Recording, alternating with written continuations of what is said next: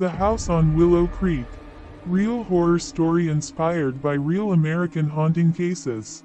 On October 1987, deep in rural Pennsylvania, a family moved into an old farmhouse after a flood destroyed their previous home. The house was cheap, too cheap.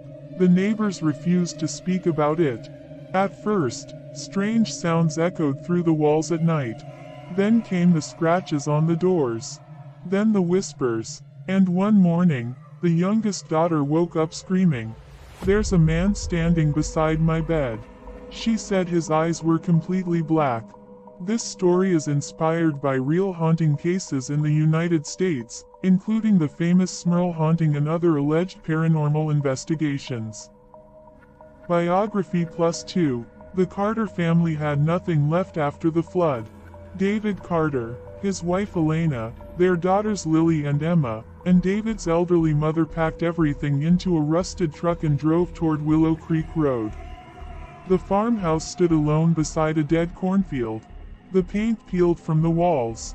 The windows looked black even in daylight. But the rent was almost free. The owner only said one thing before leaving. "If you hear knocking from the basement, don't answer." That first night, the power went out at exactly 2:13 a.m. Then, thump, thump, thump, 3 knocks. From beneath the floor, the basement door was chained shut. Emma kept hearing breathing behind it. Every night the same thing happened. Scratching sounds, slow footsteps upstairs, whispering inside the vents. Then Lily found old photographs hidden in the attic. Every family in the pictures had moved away suddenly. Except one, a family from 1952. All 4 of them disappeared. No bodies were ever found. One night Elena woke up hearing her mother calling her name. But her mother was asleep downstairs. The voice came again. "Elena." The hallway outside the bedroom was dark. At the end stood a tall shadow. Not moving, not breathing, just staring. Then it slowly smiled. Elena slammed the bedroom door.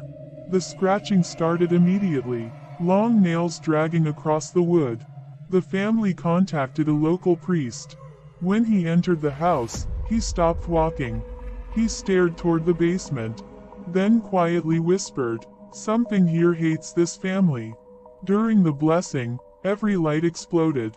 Emma began screaming in a voice that didn't sound human. The priest fled the house before sunrise. He never returned. Stories like this are similar to famous American haunting claims investigated by paranormal researchers Ed and Lorraine Warren. Screen rant. David bought an old tape recorder to prove the noises were fake. At 3:07 a.m., he left it recording in the kitchen. The next morning, they listened. For hours there was silence. Then a voice whispered, "Get out." Another voice answered, "Too late." Then came the sound of screaming. Not human screaming, animal screaming. At the end of the tape, footsteps slowly approached the microphone. Then stopped. Breathing. Very close. David searched county records. The farmhouse had once belonged to a man named Elias Grady. In 1931, police found him sitting alone in the basement, surrounded by symbols painted in blood. His entire family vanished. The basement was sealed afterward. But the house was never destroyed. Because every crew sent to demolish it quit after one night. Rain hammered the roof. The whispers became louder. The basement chain began rattling violently. Then, snap, the door slowly opened by itself. Darkness poured from below. Emma pointed toward the stairs. Someone was standing there, tall, thin, its head twisted sideways unnaturally. Its black eyes locked onto David. Then it spoke in a broken voice. "You stayed too long." The lights died.